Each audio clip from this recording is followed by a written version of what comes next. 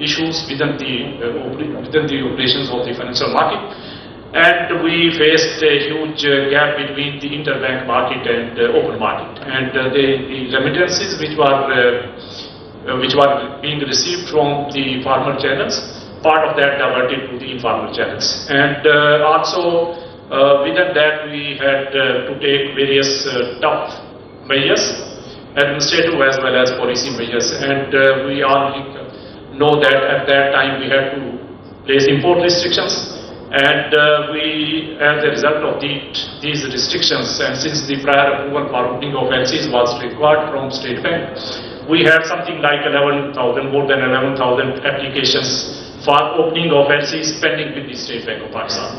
And we also know, I think this is very important point from the statistics perspective, that there was accumulation of dividends at that time, but dividends were pending and foreign investors were unable to repatriate. So close to $2 billion dividends were pending for repatriation, and were required to seek permission from the State Bank of Pakistan. So all that was not a good situation. So we started tightening of the policy rate, and we took various other policy and administrative measures, and as a result of that, the situation started stabilizing. And we also, as you know, entered into the IMF program standby arrangement, and then subsequently extended fund Sethi. So all that and various measures taken by the government as well as by the State Bank in coordination with our stakeholders, particularly the banks and other institutions. So we were able to make good progress. And we have seen that since then the inflation story is now very good. Last month it was only 0.7%, which is an historic high. I will say close to 6 decades lowest inflation which we have seen last month in March. By the way, many people, I have seen analysts also writing that this was not in line with the expectations. So I can share with you from the State Bank side that this was exactly what we have projected and what we presented to our Monetary Policy Committee on 10th of March, that inflation for the month of March will be 0.7%. So it was exactly what we presented to the Monetary Policy Committee. So that's the reason I am mentioning is that since we have something like 30 PhDs working within this institution, and we are the only institution in the country which has such a large number of PhDs which have qualifications from all over the world. And I have been back testing the outcome of projections which they present, and most of the cases the case they have presented is actually also actual outcome is more or less similar. So I can say with confidence that I have a 98% confidence level as far as the assessments of our teams are concerned.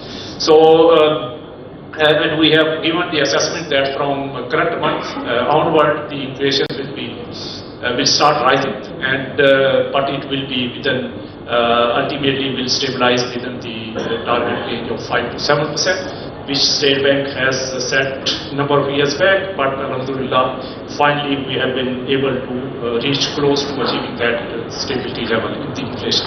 So price stability is one of the core functions of the State Bank, and we will be achieving this goal successfully.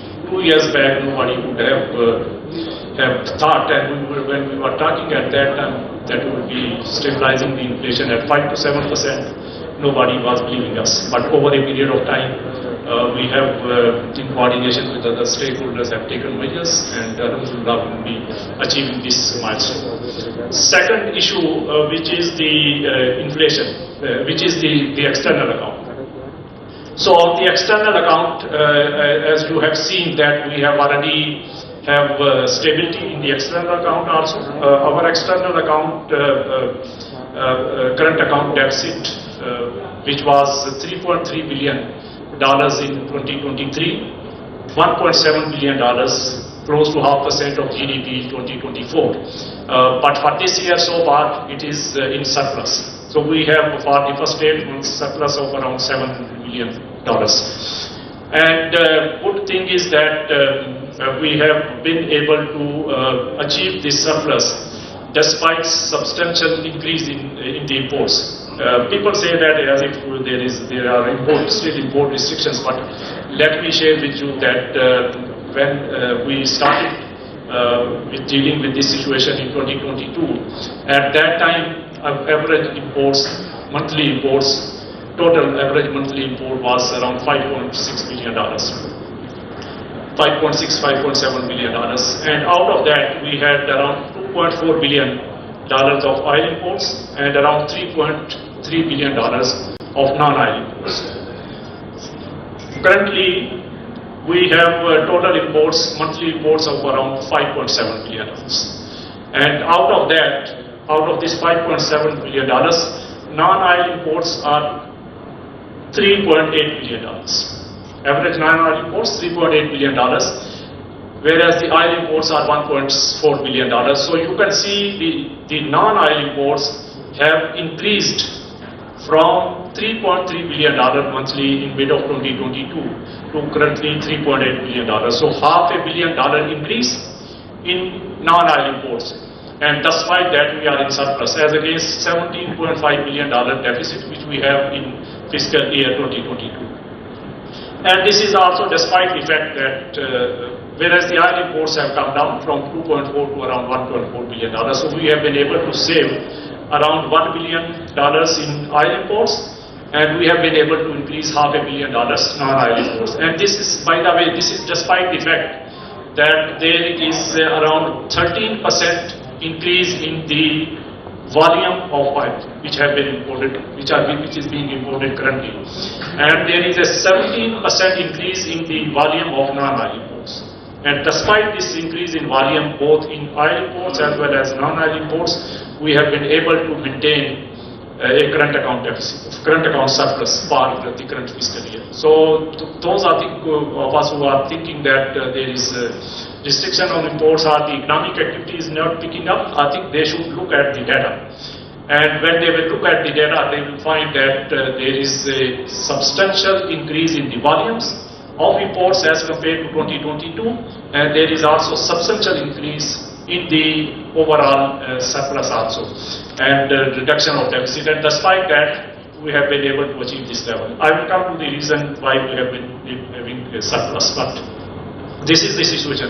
And also look at the exchange rate, which is quite stable as a result of this surplus and other policy measures which we have taken, including the exchange companies reforms, including the reforms in the financial foreign exchange market, and also various other regulatory measures which we have taken from the state bank side. As a result of that, the foreign exchange market now is functioning very well, and you have seen that the gap between the interbank market and the open market is now very narrow, and it is in line with the practices in other countries also, and as such there is no pressure on the exchange rate. Good story is on the reserves. You can see that, as I mentioned, early February 2023, reserves bottomed out at $2.8 billion, which was hardly 2 weeks of imports. And since then, they are gradually increasing. So currently our reserves are $10.6 billion, and some people say that this is a decrease of around $2 billion during the last couple of months. So there is a reason for that. Let me also share with you that why this is a decrease. So we have debt obligations, huge debt obligations, which was supposed to be serviced, and we have been servicing all those debt obligations on time. Whereas some of the inflows which were expected earlier, they will be received later, but they will be received before 30th of June 2025, so this year. So what we are hoping is that I'm quite confident that we will be receiving another $4 to $5 million before the end of June this year. And with that, our reserves, which we previously projected, will be around $13 billion. We have now revised our projection upward, and now our reserves will be more than $14 billion by the end of June. despite this recent depletion in the reserves, we have been able to upgrade our assessment from $13 billion to $14 billion, and we will be, inshallah, will be achieving as a result of receipt of this additional $4 to $5 billion, which we are going to receive before June this year. Now, let me talk about remittances. As you have seen, our remittances have been consistently increasing. But none of you sitting in this room, as well as other analysts which have been closely tracking the remittances data, would have thought they have no even slight clue of the level of remittances which we have for the month of March. Nobody ever expected that we will be able to achieve this level. Let me share the number with you. So for the month of March, we have received $4.1 million in remittances for the month of March, which is the historic high. And as a result of that, we have upgraded our assessment for remittances for the full year, which was previously $38 billion to $36 billion to now $38 billion. So for full fiscal year 2025, we will be having total remittances of around $38 billion.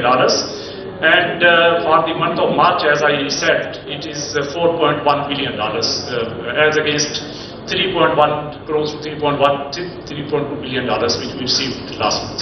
So this is around 33% increase when we compare the first 9 months of fiscal year 24 with the first 9 months of fiscal year 25. In fiscal year 24, we have received $21 billion, and during the current year up to March, we have already received $28 billion, from $21 billion to $28 billion. So there is a $7 billion increase in remittances for the first 9 months. And as I said, for the full year, the total remittances will now be around $38 billion.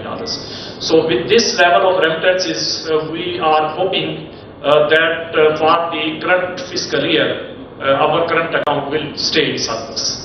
And there will be a substantial surplus. And this surplus is the best performance, I will say, on the external account during the last 2 decades. And as you have seen, this has enabled us to have normal trade activities, and this has enabled us to increase our reserves also, and this has enabled us to have stability in the exchange rate. And I think this trend we are hoping that it will continue. Let me also talk briefly about the debt situation. We have total debt payable, foreign exchange debt payable, foreign debt for the current fiscal year of $26 billion, around $26 billion. And out of that, as I have been updating at various forums also, that we have a $16 billion debt which was supposed to be either rolled over or refinanced. So close to $3.7 billion which is refinanced, and close to $12.4 billion which is rolled over as per the understanding given to us by the bilateral partners as part of the IMF program, that they will continue to roll over. This is the currency of the program. So after this $16 billion, the total repayable amount was $10 billion. Out of that, $8 billion have already been repaid. So only $2 billion more is repayable during the remaining period of this fiscal year, and that's the reason when we will be receiving around $4 to $5 billion before June. So we'll be able to build up our reserves, and that's the reason we have upgraded our reserve assessment from $13 billion to $14 billion. So now let me briefly turn on the growth, because people have been talking about the economic activity slowdown and growth slowdown. So yes, the growth slowdown, there was a contraction of 0.2% for the fiscal year 2023. And last year, the growth was 2.5%. But when the last year growth was 2.5%, the agriculture growth was more than 8%. So with the support of 8% growth in agriculture, we were able to have overall growth of 2.5%. This year, for the first half, the growth is 1.5%. So 1.5% growth is, and last year, agriculture for first half was 7%. So from 7%, agriculture has gone down to less than 1% for the first half of current fiscal year. And despite this substantial reduction in agriculture growth from 7% to less than 1%, the overall growth is 1.5%. But if this growth in agriculture would have been the same level of 7% which was there in the first half of 2024, actually our growth for first half would have been more than 3%. And for the full year, the SPP projection, as we have been mentioning in various assessments, that for the full fiscal year the growth will be between 2.5 to 3.5%. Actually, recently what we have point in estimate is that our growth will be around 3% for the fiscal year 2025. And if the agriculture growth for the current fiscal year would have been the same level of 8% which was last year, then actually the growth, overall growth would have been 4.2%.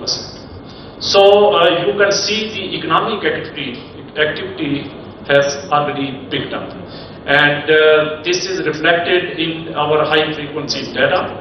Look at the cement sales, look at auto sales, look at the high value added textile exports, look at many other indicators which we have been tracking. So every indicator is indicating that the economic activity has substantially picked up. But it's not fully reflective in the growth numbers because of the drag for current year from the agriculture side.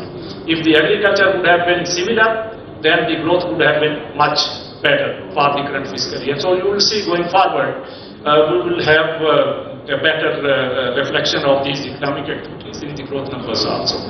And with that, look at the economic surveys and the assessments which are being done by various stakeholders. So you will see the consumer confidence level, the business confidence level is increasing. We have been conducting survey in coordination with the Institute of Business Administration, which is an independent body, and as a result of those assessments, we have seen that the consumer confidence as well as business confidence is consistently increasing. And as I said, this is also reflected in different economic activities which are high frequency indicators which are there, and going forward it will be better reflected in that.